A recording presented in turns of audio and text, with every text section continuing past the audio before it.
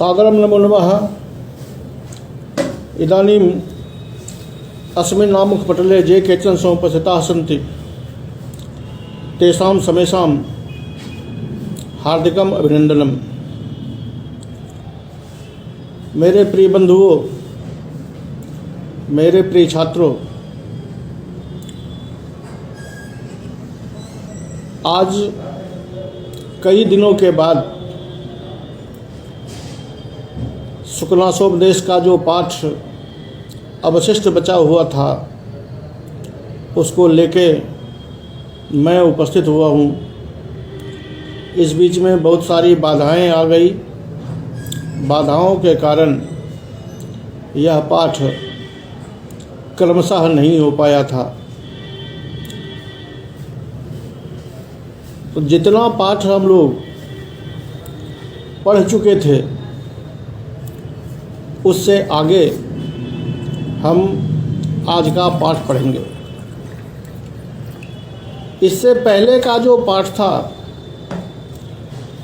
उसमें आचार्य बाणभट्ट ने मंत्री शुक्लांश के मुँह से राजकुमार चंद्रापीड़ को उपदेश देते हुए राजभवन में बैठे हुए चाटुकारों के विषय में बहुत सारी बातें बताई थी कि इन चाटुकारों के रहते हुए राजा की जो स्थिति होती है वह कैसी भयंकर हो जाती है, क्योंकि उस राजा के बगल में बैठे हुए जो लोग होते हैं वो सर्वदा सही मार्ग पर न जाकर कुत्सित मार्गों का ही विवेचन किया करते हैं। विवेचन ही नहीं करते बल्कि राजा के जो अवगुण हैं उस अवगुण को भी गुण बताकर राजा की प्रशंसा दिन रात करते रहते हैं, जिससे राजा को ये भ्रम हो जाता है कि वास्तविक में मुझ में इतने गुण हैं। यहाँ तक कि ये चाटुकार लोग राजा के मन में ये विश्वास बिठा देते हैं कि आप तो भगवान हो। जब ऐसी स्थिति आती है तो वह राजा स्वयं को भगवान समझने लगता है और भगवान जैसा ही व्यवहार करने लगता है, जिसे देखकर सामान्य लोग भी हंसते हैं और उसके साथ बैठा हुआ जो वह चाटुकार होता है वो भी हंसता है। ऐसे में राजा का जो काम होता है वह राजोचित कार्य न होकर, प्रजा के हित में कार्य न होकर, उसके विपरीत कार्य होने लगता है। और जब विपरीत कार्य होगा तो स्वभावतः राज्य व्यवस्था जो है वो सुचारू नहीं चल पाएगी। सुचारू नहीं चलेगी तो प्रजा भी कष्ट में रहेगी और धीरे धीरे वह राज्य भी कष्ट में आ जाएगा। इसी बात को बढ़ाते हुए अब शुक्लांश आगे कहते हैं कि किंबा तेषां सांप्रतम, कहता है कि इस समय मैं अधिक क्या बताऊं, क्योंकि राजा में कितने अवगुण भर चुके होते हैं ये बातें इन्होंने पहले के पाठ में पूर्ण रूप से बता दिया है। इसलिए अब कहते हैं किंबा तेषां सांप्रतम, ऐसे राजाओं के विषय में अभी मैं आपको क्या बताऊं कि जेषां अति नृशंस प्रायोपदेश निर्घृणम कौटिल्य शास्त्रम प्रमाणम, जिसका कौटिल्य शास्त्र ही प्रमाण हो जाता है। आप जानते हैं कि कौटिल्य जो हैं वो आचार्य चाणक्य का दूसरा नाम है। आचार्य चाणक्य जो राजनीति के क्षेत्र में अपना एक विशेष महत्व रखते हैं। ये अलग बात है कि आचार्य बाणभट्ट के नज़र में उनका जो विधान है, उनकी जो नीति है, वो नीति उपयुक्त नहीं है। कारण कि राज जो होता है वो दो प्रकार से चलता है, एक दंड के बल पर, एक स्नेह के बल पर। तो आचार्य बाणभट्ट उस बात की पुष्टि कर रहे हैं कि राजा और प्रजा के मध्य स्नेह का भाव होना चाहिए। स्नेह से जीता हुआ जो राज्य है, स्नेह से पालित जो राज्य होता है, वह चिरस्थायी होता है। और आचार्य चाणक्य ने नंद को पराजित कर चंद्रगुप्त मौर्य को राजा बनाया था। इसमें उनकी जो दंड नीति है, वो दंड नीति बड़ी प्रबल है। उसी दंड नीति की प्रबलता को देखते हुए आचार्य बाणभट्ट ये पंक्ति लिखते हैं कि जिनके हाथ में केवल दंड नीति ही आ जाए, राजा अगर दंड नीति से ही काम लेने लगे तो वह राज्य कभी भी अच्छा नहीं हो सकता। इसलिए ये कहते हैं अति नृशंस प्रायोपदेश निर्घृणम, कि अत्यंत नृशंस, अत्यंत कठोर उपदेश से भरा हुआ, अत्यंत कठोर उपदेश होने के कारण पूर्ण रूप से परित्याज्य, घृणास्पद जो कौटिल्य का शास्त्र है, जो दंड की सहायता लेता है और दंड को कड़ा करके दंड से राज्य चलाना चाहता है, ऐसे कौटिल्य का शास्त्र ही जिसके लिए प्रमाण हो जाए, उनके विषय में क्या कहा जाना है। अर्थात अभी तक जो उपदेश दिए हैं, उन उपदेशों से यह स्पष्ट होता है कि राजा अपना स्नेह तो समाप्त कर चुका होता है, तो वो दंड के बल पर राज्य चलाना चाहता है। और बाणभट्ट दंड के बल पर चलाए जाने वाले राज्य को स्वीकार नहीं करते। ये अलग बात है कि चाणक्य ने जब अपना दंड चलाया होगा तो हो सकता है उनकी अपनी परिस्थिति होगी, उनकी प्रजाएं कैसी थी, उन प्रजाओं को नियंत्रण में कैसे लाना था, कैसे राज्य कायम करना था, ये चाणक्य की अपनी स्थिति रही होगी। लेकिन महाकवि बाणभट्ट जिस बात को मानते हैं, उनके अनुकूल यह उचित नहीं है। इसलिए वो कहते हैं कि जिनका कौटिल्य शास्त्र ही प्रमाण हो जाए, उनका क्या कहना, वो कभी उचित नहीं हो सकते। अभिचारक क्रिया क्रूरैक प्रकृतयः पुरोधसः गुरवः, कहते हैं जिनके गुरु ऐसे पुरोहित जिनके गुरु हो जाएं। कौन पुरोहित? तो अभिचारक क्रिया क्रूरैक प्रकृतयः, अभिचार क्रिया करने से क्रूर हो गई है प्रकृति, स्वभाव जिसका, यानी ऐसी क्रिया, अभिचार क्रिया जिसमें पशुओं की बलि दी जाती है। तो बलि प्रथा को लेकर के दूसरों की हत्या को का उपलक्षण करके कि हत्या करने में या हत्या करने वाली क्रिया करते करते जिनका स्वभाव ही क्रूर हो गया हो, जो नित्य हत्या में विश्वास करने लगा हो, हत्या करने का स्वभाव हो गया हो जिसका, ऐसे क्रूर प्रकृति वाले पुरोहित ही जिसके गुरु हो जाएं, ऐसे राजाओं का क्या कहना।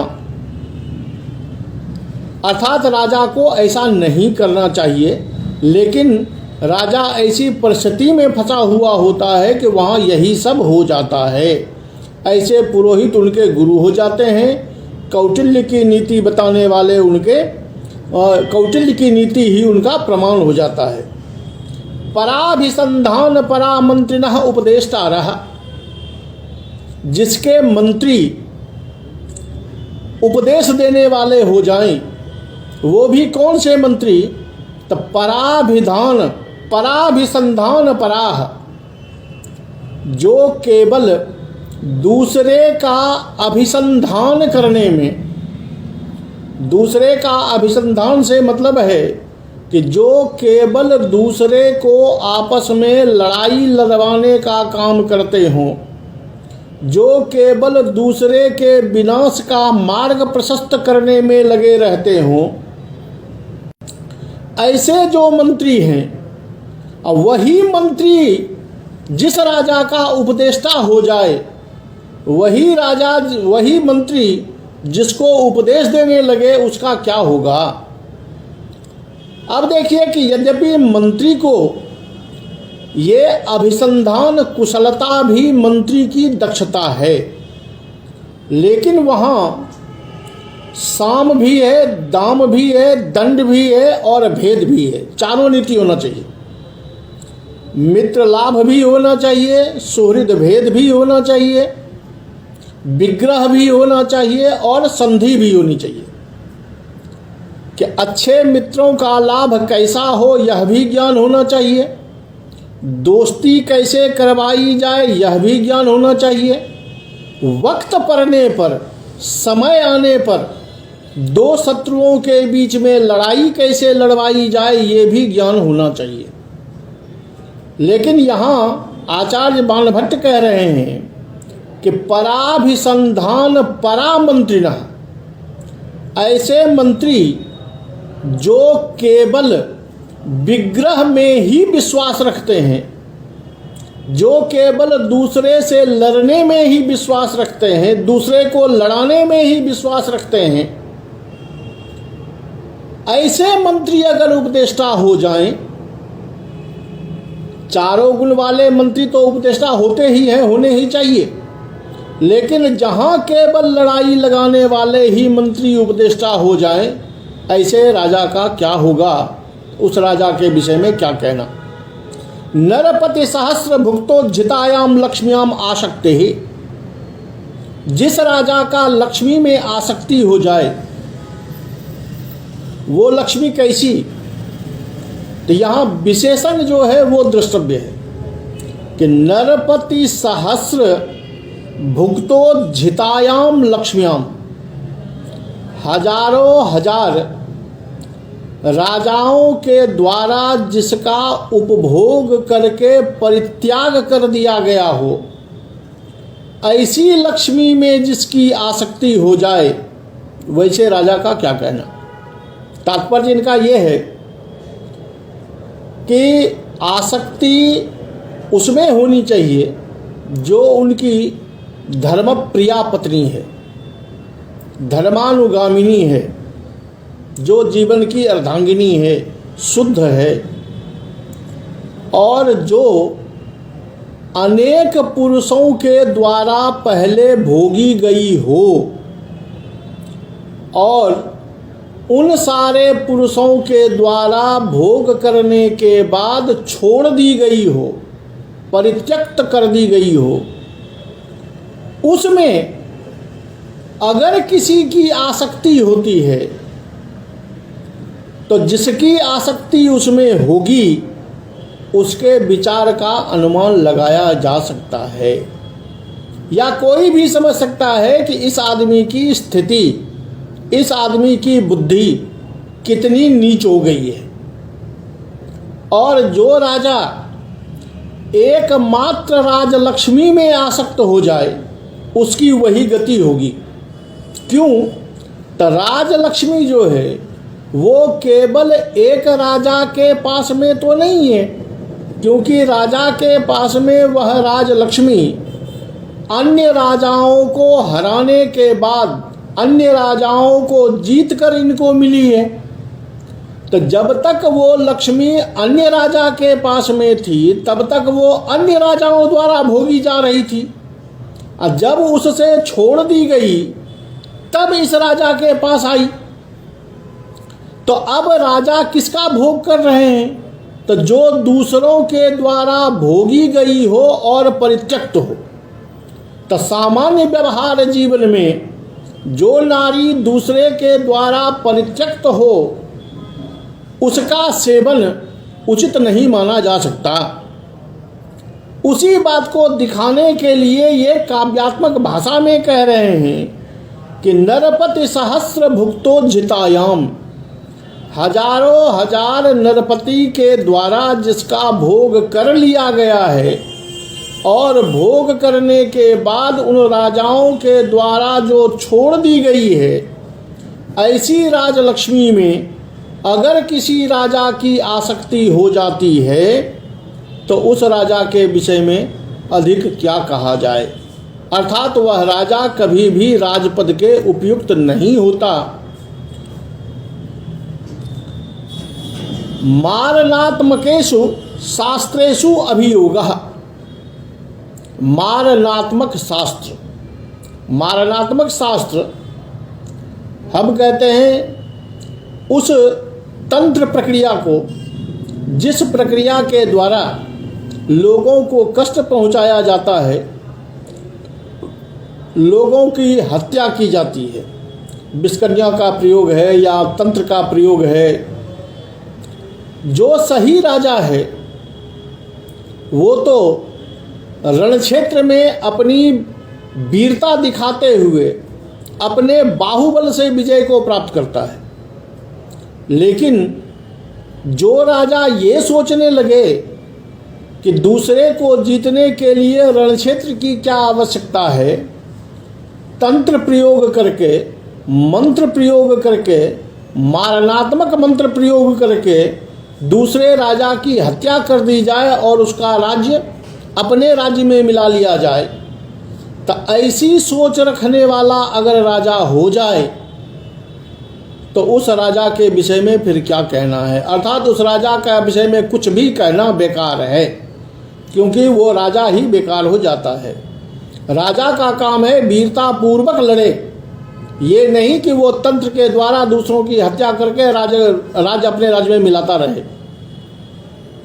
इसी बात को ये कहते हैं कि मारणात्मकेषु शास्त्रेषु अभियोगः। मारणात्मक शास्त्र में जिसका अभियोग हो जाए, ऐसे राजा का क्या कहना। ऐसे जो वर्णन हुआ है उसमें ऐसे ही चाटुकार राजा को विद्या पढ़ाते हैं कि आप लड़ाई करके क्या करेंगे, ऐसे ये काम कीजिए, ये मारणात्मक शास्त्र है, इसके द्वारा करेंगे तो लड़ाई भी नहीं होगी, बल भी बचेगा और दूसरे राज्य भी हम जीत लेंगे। ऐसी ऐसी बातों को पढ़ा के जब राजा को वैसा बना दिया जाता है और उनकी बातों में आकर जब राजा का विश्वास इस मारणात्मक शास्त्र में बढ़ जाता हो, तंत्र मंत्र में प्रवृत्त हो जाता हो, तो ऐसे राजा के विषय में फिर क्या कहना है। और जिसके लिए, जिस राजा के लिए सहज प्रेमार्द्र हृदयानुरक्ता भ्रातरः उच्छेद्याः, जिसके लिए राज्य के लोभ में अपने भाई बंधु भी उच्छेद्याः मारने योग्य हो जाते हों, विनाश के लायक हो जाते हों, ऐसे राजा के विचारों का क्या कहना। क्योंकि अपना बंधु, अपना मित्र, अपना स्वजन ये सहज मित्र होते हैं और ये कभी राजा की बुराई नहीं चाहेंगे। और जो सहज प्रेम है, स्वाभाविक प्रेम है, स्वाभाविक प्रेम में बंधे हुए जो भाई लोग हैं, उन भाइयों की भी अगर राज्य के लोभ में राजा हत्या करने लगे तो फिर उस राजा के विचार का क्या कहना। क्योंकि राजा के जो चाटुकार होते हैं वो ऐसी ऐसी ही बातें पढ़ाते हैं कि राजा इन बातों पर भी उतर आता है। सहज प्रेम करने वाले जो भाई बंधु लोग हैं, उस भाई बंधुओं की हत्या करने से भी पीछे नहीं हटते। ऐसा हमारे इतिहास से ज्ञात होता है कि बहुत सारे राजा हुए, क्रूर शासक, जिन्होंने अपने भाई बंधु को भी जेल में डाला या उसे मार दिया। उसी बात को आचार्य बाण भट्ट कहना चाह रहे हैं कि सहज प्रेमार्द्र हृदयानुरक्ता, सहज प्रेम से आर्द्र है हृदय जिसका, ऐसे बंधु बांधव भी जिस राजा के लिए उच्छेद्य हो जाए, जो राजा ऐसे बंधु बांधव का उच्छेद करने लगे, उसको मारने लगे, उसका विनाश करने लगे, ऐसे राजा के विषय में क्या कहना है। अर्थात ऐसे राजा का जो जीवन है, ऐसे राजा का जो राज्य है, वह कदापि उपयुक्त नहीं है, उचित नहीं है। ये उचित नहीं है कह कर के वो चंद्रापीर को ये कहना चाहते हैं कि आप ऐसी राजनीति से बच के रहना, अन्यथा ये राज्यसभा में बैठे हुए जो चाटुकार लोग होते हैं वो आपको भी ऐसा ही बना देंगे। क्योंकि जवानी है ही, राजलक्ष्मी में आसक्ति स्वाभाविक है, और उस पर ये चाटुकार लोग बैठ के आपकी भी वही गति कर देंगे। इसलिए मेरा निवेदन है कि कृपया आप ऐसा न बने।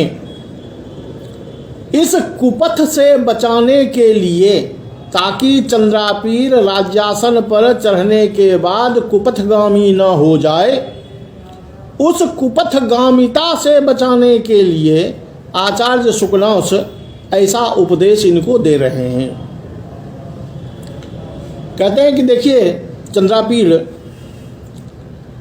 तदेवं प्रायेति कुटिल कष्ट चेष्टा सहस्र दारुणे राजतंत्रे। अब इस राजतंत्र का विशेषण देखिए क्या बढ़िया लगाया। एवं प्राय अति कुटिल कष्ट चेष्टा सहस्र दारुणे। ये जो आप राजा बनने जा रहे हैं, जो आपका राजतंत्र है, यहाँ ये दिखा दिया गया है कि राजलक्ष्मी आएगी, वो आपका कैसा विनाश करेगी, आपका स्वभाव कैसा हो जाएगा, आपके मंत्री लोग कैसे हो जाएंगे, आपके चाटुकार कैसे होंगे। तो कुटिल कष्ट चेष्टा, इन कुटिलों के चक्कर में पड़कर, इन चाटुकारों के चक्कर में पड़कर, स्वार्थी अधिकारियों के चक्कर में पड़कर आपकी यानी राजा की चेष्टाएं भी वैसी ही होने लगती है। और जब राजा की भी हजारों चेष्टाएं ऐसी होने लगे तो अति दारुणे राजतंत्र, तो यह राजतंत्र अत्यंत दारुण, अत्यंत कष्टप्रद, अत्यंत भीषण हो जाता है। तो राजतंत्र के ऐसा भीषण हो जाने पर अस्मिन महामोहकारिणी च यौवने, और आप तो अभी जवान हैं, अब जवानी जो है वो महामोहकारिणी, वो महामोह करने वाली है, विविध प्रकार के मोह में डालने वाली है, लक्ष्मी में आसक्ति करवाने वाली है, गर्व में डालने वाली है, अहंकार में डालने वाली है। तो अस्मिन महामोहकारिणी, ये अत्यंत भीषण मोह करने वाली जो जवानी है, जो युवावस्था है, उस युवावस्था में अये कुमार, कहते हैं कि अये चंद्रापीड़, आपके पास में दोनों है। एक तो कुटिल कष्ट चेष्टा से भरा हुआ यह राजतंत्र, और दूसरा महामोह करने वाला यह यौवन। ऐसी परिस्थिति में अयि कुमार तथा प्रयते था। अब ये देखिए ये कितना सुंदर उपदेश करते हैं, प्रेम से कहते हैं कि राजन तथा प्रयते था, आप ऐसा प्रयास करना, अंत में उपदेश दे वैसा प्रयास करना कि नोपहस्य से जनईश, जिससे लोग आपका उपहास न उड़ाएं। क्योंकि अभी तक जो उपदेश दिया है उसमें सुकनास ने ये बता दिया है कि राजा ऐसा करने लगता है जिससे संपूर्ण जनता उसका उपहास उड़ाती है, और जब जनता राजा का उपहास उड़ाने लगे तो वह राज्य या वह राजा कभी भी स्तुत्य नहीं हो सकता, कभी भी वंदनीय नहीं हो सकता। लेकिन चूंकि सुकनास उसी खानदान के राजमंत्री रहे हैं, आज एक नया राजकुमार राजा बनने जा रहा है, इसलिए वो राजतंत्र से भी उनको प्रेम है और उस राजवंश से भी प्रेम है, उस राज की कीर्ति को वो चाहते हैं। इसलिए कहते हैं कि आप ऐसा प्रयास करना कि नोपहस्य से जनईश, कि लोगों में आपका उपहास न उड़ाया जाए, आप उपहास के पात्र न बनो, ऐसा काम न करना जिससे जनता में आपकी हंसी होने लगे। नो निंद्यसे साधुभिः, ऐसा कोई काम न करना जिससे सज्जन लोग आपकी निंदा करने लगे। क्योंकि जिस राजतंत्र का वर्णन हुआ है उसमें यही दिखाया गया है कि वह राजा अपने गुरुओं तक की निंदा करने लगता है। तो ऐसी व्यवस्था जब होगी, जब राजा ऐसा करने लगेंगे तो सज्जन लोग तो ऐसे राजा की निंदा करेंगे ही, और निंदा करेंगे तो उस राजा का यश नहीं होगा बल्कि अपयश होगा। इसलिए उपदेश करते हैं कि नो निंद्यसे साधुभिः, ऐसा काम करना जिससे सज्जन लोग आपकी निंदा न करें। नो धिक्रियसे गुरुभिः, गुरुओं के द्वारा आपको धिक्कार न दिया जाए। जो गुरु सर्वदा हृदय से यह चाहता है कि मेरा शिष्य हमसे अधिक गुणवान हो, हमसे अधिक कीर्ति और यश का लाभ करे, उस शिष्य को बनाने के लिए गुरु पूर्ण रूप से समर्पित होकर अपना सब कुछ लुटा देता है। और अगर उस गुरु को बाद में यह ज्ञात हो कि जिस पर मैंने अपना सारा ज्ञान लुटाया, जिसके लिए मैं जीवन भर मेहनत करता रहा, जिसको सदा सर्वदा सतपथ की ओर अग्रसर होने का उपदेश दिया, वह कुमार्गगामी हो गया, ये अगर गुरु को पता चल जाए तो स्वभावतः है कि गुरु को हृदय से कष्ट होगा, और जब कष्ट होगा तो वो गुरु ऐसे शिष्य को धिक्कार ही देगा। इन सारी बातों को ध्यान में रखते हुए सुकनास कहते हैं कि ऐसा काम न करना जिससे उन गुरुओं को इतना कष्ट पहुँचे कि वो आपको धिक्कार देने लगे। नो धिक्रियसे गुरुभिः तथा प्रयते था, ऐसा प्रयास करना।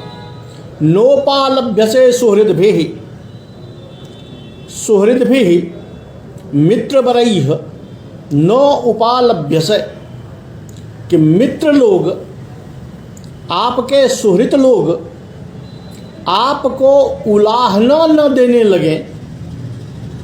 उलाहना का मतलब ये होता है कि आपके कार्य अगर अनुचित हो रहे हैं तो कोई भी आके आपके मुंह पर आपको सुना जाता है कि आपने जो किया यह गलती की, ऐसा काम आपको नहीं करना चाहिए, ऐसा करने से आपकी बेइज्जती होगी और आप बेइज्जती के लायक हो गए हो।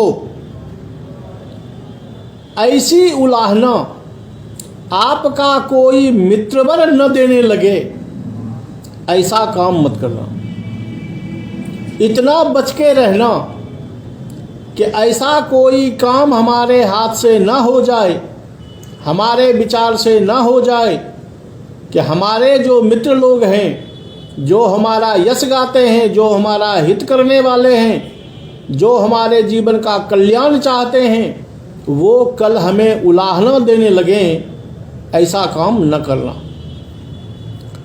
न सोच से विद्वत भी, ऐसा कोई काम न करना कि विद्वान लोग आपके लिए शोक करने लगे, अर्थात विद्वान लोगों को आप पर दुख होने लगे कि ऐसा राजा कैसे बन गया। ऐसा काम मत करना, क्योंकि आपको काम ऐसा करना है जिससे विद्वान लोग आपकी तारीफ करें, धन्यवाद मनाएं कि ईश्वर की कृपा से ऐसा राजा हमको मिला है जो राज्य का उद्धार करने वाला है। कभी भी भूल से ऐसा काम ना हो जाए कि ये को देख करके शोक करने लगे कि किस दुर्भाग्य के कारण, किस पाप के कारण ऐसा राजा हमें मिल गया। ये डिपेंड करता है, ये आधारित है आपके कार्यों पर, आपके विचारों पर। जैसा आप कार्य करेंगे वैसा आपको परिणाम मिलेगा। तो ऐसा काम न करना कि विद्वान लोग आपको देखकर शोक करने लगे। जथाचन,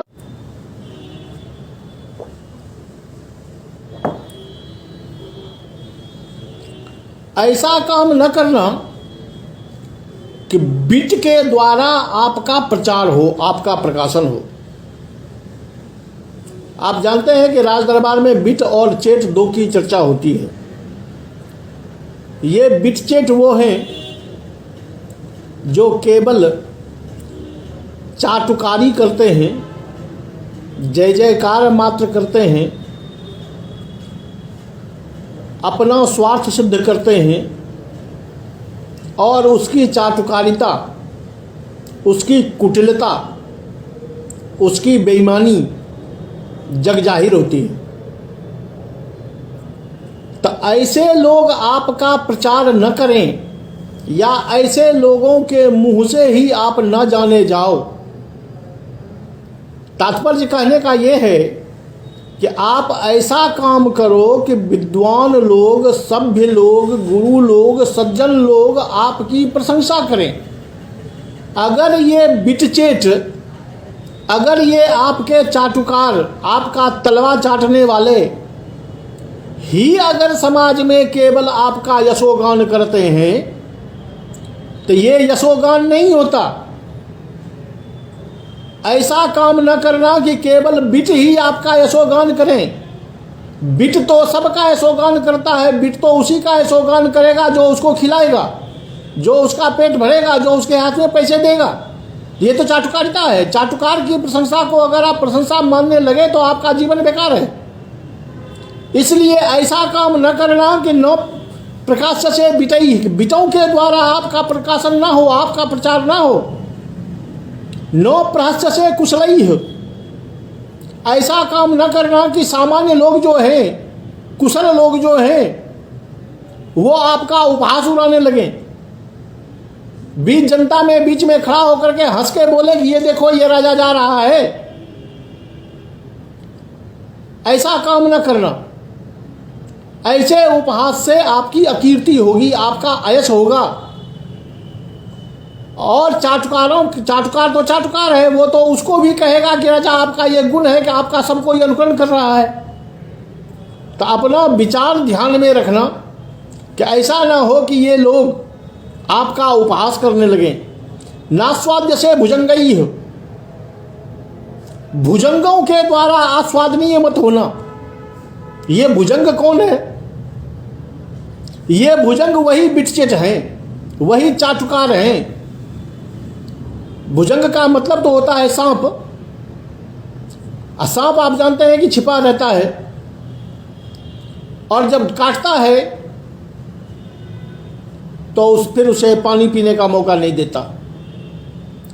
तो ऐसे दुष्टों से जो आपके बगल में रहते हों और वक्त आने पर आपका ही विनाश करते हों, ऐसे दुष्ट ही या ऐसे दुष्टों के साथ में आपका निवास हो, ऐसे दुष्टों की सेवा आपको प्राप्त हो, ऐसे दुष्टों से आप मित्रता करें, ऐसा नहीं होना चाहिए।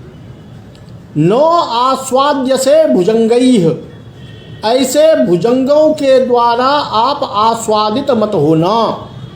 अर्थात ऐसे दुष्ट, ऐसे कुटिल लोग ही आपके चारों ओर भर जाएं, ऐसे कुटिल लोग ही आपसे बात करें, ऐसा मत होने देना।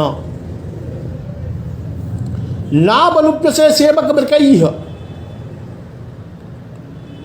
ऐसा काम न करना कि सेवक रूपी जो भेड़िया है, क्योंकि ऊपर में जिन चाटुकारों का वर्णन हुआ है वो स्पष्ट कहा था कि धन पिशित लुब्धग्रधैः,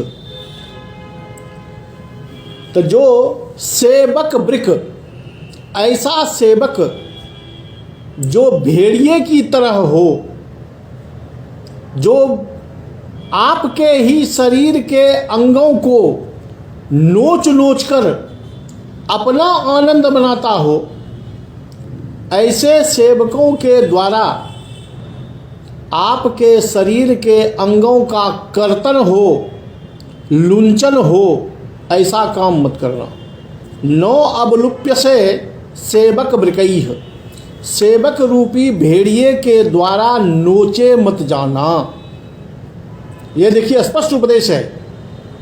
तो स्पष्ट है कि ऐसा काम मत करना, ऐसा विचार मत रखना, ऐसा सेवक मत रखना कि जो भेड़िया बनकर आपके बगल में उपस्थित हो और आपके शरीर को ही नोच नोच करके अपना आनंद बनाए, ऐसा सेवक मत रखना।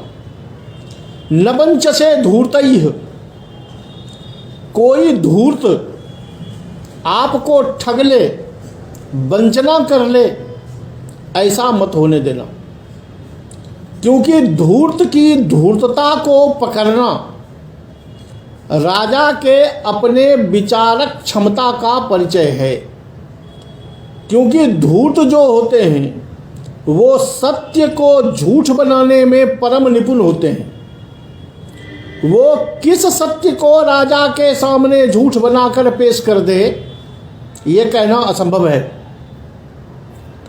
तो राजा को अगर विचारक क्षमता नहीं रहेगी तो वो यह पता नहीं कर पाएंगे कि सामने वाला जो बोल रहा है वो वस्तुतः सत्य है या झूठ। इसी के अभाव में आज का जो हमारा तंत्र है वह भी सर्वदा इन धूर्तों के द्वारा ठगा जाता है। क्योंकि ये धूर्त ऐसा ड्रामा करते हैं, ऐसे नाटक पारंगत हैं, ऐसा अभिनय कुशल है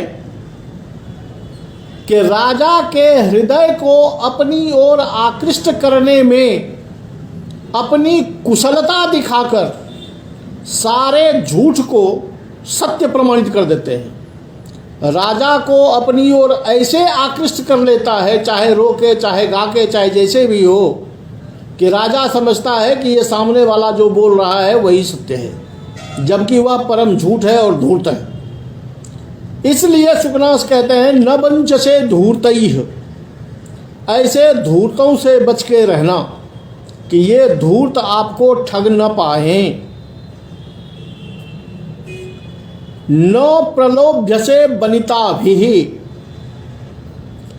वनिताओं के द्वारा लोभ में मत आना। जवानी की अवस्था में वनिताएं, युवतियां, सौंदर्य एक ऐसा चीज है कि उसके लोभ में फंस जाना सामान्य बातें हैं, क्योंकि अवस्था ही वैसी होती है। इसलिए जो हम अपने इतिहास में सुनते हैं विषकन्या आदि का प्रयोग, वो इसीलिए होता था कि ये युवतियां जो विषकन्या होती थी, जिसका शरीर विस्मय होता था, वो अपने सौंदर्य से, अपने हाव भाव से, अपने आंगिक वाचिक भंगिमाओं से राजा को अपनी ओर आकृष्ट कर लेती थी और राजा उसके सौंदर्य पास में फंस जाते थे। और जब फंस जाते थे तो वो सौंदर्यवती युवतियां राजाओं के मौत का कारण बन जाती थी।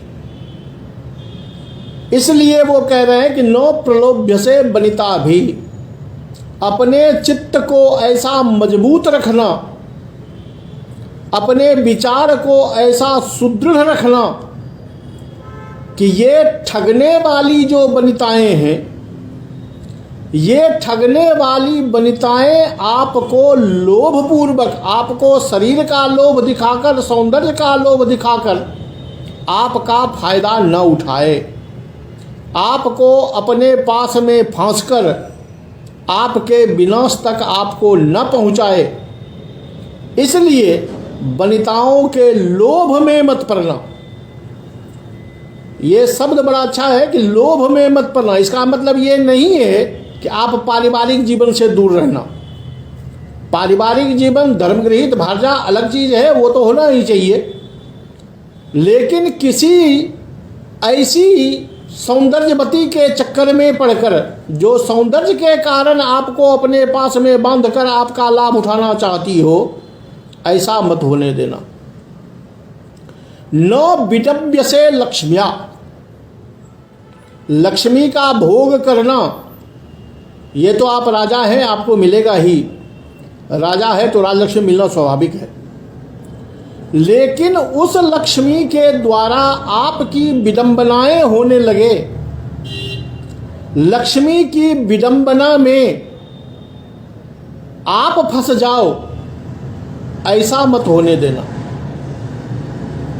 अब देखिए कहना क्या चाहते हैं, कहना चाहते हैं कि राजलक्ष्मी का आप उपभोग करना ये आपका अधिकार है, लेकिन राजलक्ष्मी के चक्कर में पड़कर आप गर्व अहंकार में फंसकर ऐसा काम मत करना कि सारी जनता कहने लगे कि ये केवल राजलक्ष्मी का प्रकोप हो गया है। यानी कि लक्ष्मी को, राजलक्ष्मी को अपने बस में रखना, राजलक्ष्मी के बस में स्वयं मत हो जाना, ये इनका सारांश है। वास्तविकता यही है कि जब तक लक्ष्मी को आदमी धन को अपने बस में रखे तब तक तो वो ठीक है, लेकिन मनुष्य, सामान्य व्यक्ति या राजा जब उस लक्ष्मी के बस में हो जाए, उस लक्ष्मी के अनुकूल काम करने लगे, उसके इशारे पर नाचने लगे, उससे मदमस्त हो जाए, तब उसका जीवन बेकार हो जाता है। इसलिए ये कह रहे हैं नो विडंब्य से लक्ष्म्या, नो नृत्य से मदेन, धन लक्ष्मी के मद में, धन लक्ष्मी के गर्व में, अहंकार में नाचने मत लगना। नाचने मत लगना से मतलब क्या है? यहाँ नाच का मतलब ये नहीं है कि आप रोड पे नाच करेंगे। नाच से मतलब ये है कि ऐसा काम जो राजपद के लिए उचित न हो, जो एक राजा के कर्तव्य को बोधित न करता हो, जो एक उच्छृंखलता का बोधक हो जाए,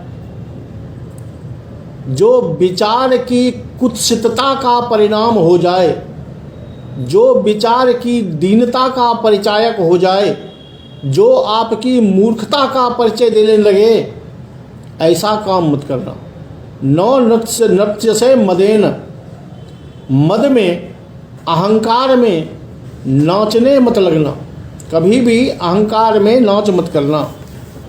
नोन्मत्ति क्रिय से मदनेन, कभी भी कामदेव के बस में पड़कर, कामबान के चक्कर में पड़कर आप उन्मत्त मत हो जाना, क्योंकि कामदेव के वशीभूत जब आदमी होता है तो वह सारे नियमों को तोड़कर अपनी कुलकीर्ति को गड्ढे में डालकर वह केवल अपनी काम की पूर्ति चाहता है, काम वासना की पूर्ति चाहता है। ऐसे में राजा की सामान्य कीर्ति जो है उसका विध्वंस होना तय है। इसलिए ये कहते हैं नोन्मत्ति क्रियसे मदनेन, कामदेव के द्वारा उन्मत्त मत हो जाना। नाक्षिप्यसे विषयैः, सांसारिक विषय भोग जो है उस विषय भोग के द्वारा आक्षेप में मत आना। सांसारिक विषय का जितना उपभोग अपेक्षित है, एक राजा होने के कारण, एक मनुष्य होने के कारण, एक सामान्य सामाजिक होने के कारण जितना विषय का उपभोग अपेक्षित है उतना तो सबके लिए आवश्यक है, ठीक है, होना चाहिए। लेकिन उस विषय के उपभोग में डूबकर अपना कर्तव्य भूल जाएं, ऐसा मत करना, क्योंकि ऐसा करने से आपकी कीर्ति का ह्रास होगा। तो नाक्षिप्यसे विषयैः नावकृष्यसे रागेन, किसी से इतना प्रेम मत करना।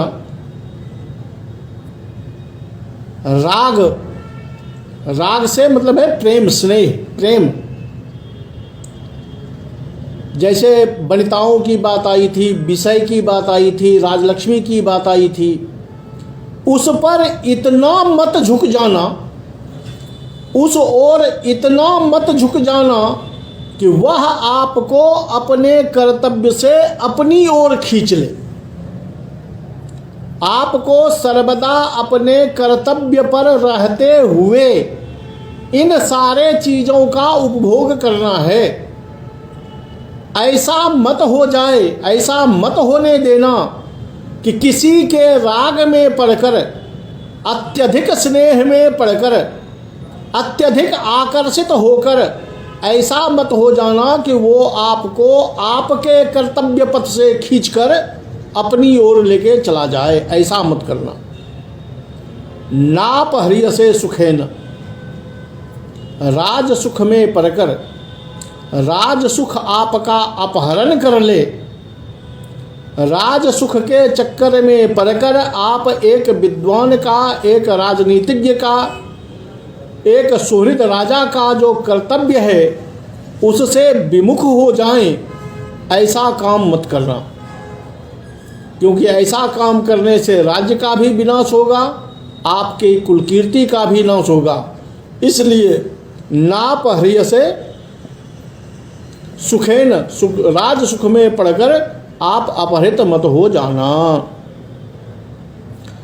इस प्रकार इतनी बातें सुकनास ने इसको इसलिए समझाई कि आप राजा बनने जा रहे हैं, आपके साथ ये समस्याएं आने वाली हैं।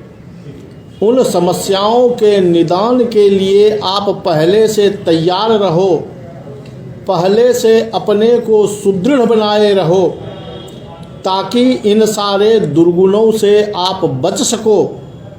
अन्यथा इस दुर्गुण में पड़ जाने के बाद आपकी कीर्ति, आपका यश, न केवल आपका बल्कि आपके कुलपुरुषों का की कीर्ति जो है, कुलपुरुषों का जो यश है उसका भी विध्वंस हो जाएगा। इसलिए आप अपने को इतना सुदृढ़ करो कि आप ऐसे दुर्गुणों के चक्कर में न फंसो। ये प्रक्रिया और चलेगी। कुछ और बातें चंद्रापीर को समझानी शेष रह गई हैं, इसलिए ये पाठ चलता रहेगा। इस बात को मैं कह देना चाहता हूँ कि बीच बीच में जो बाधाएं आ जाती हैं, पाठ रुक जाता है, इस पर मेरा भी बस नहीं है। जब मौका मिलेगा तब मैं आपके सामने अपना दायित्व निभाने के लिए इस विषय को लेकर उपस्थित हो जाऊंगा। वैसे अब इस ग्रंथ में कुछ ही भाग शेष बचे हुए हैं। 1-2 पाठ और होगा। मैं चाहूँगा कि क्रमबद्ध ये पाठ पूरा हो जाए, लेकिन समय किसी के बस में नहीं होता, इसलिए मैं क्षमा प्रार्थी हूँ। अगले दिन पुनः अपना पाठ लेकर उपस्थित होऊंगा। तब तक के लिए आप सभी का सादर अभिनंदन।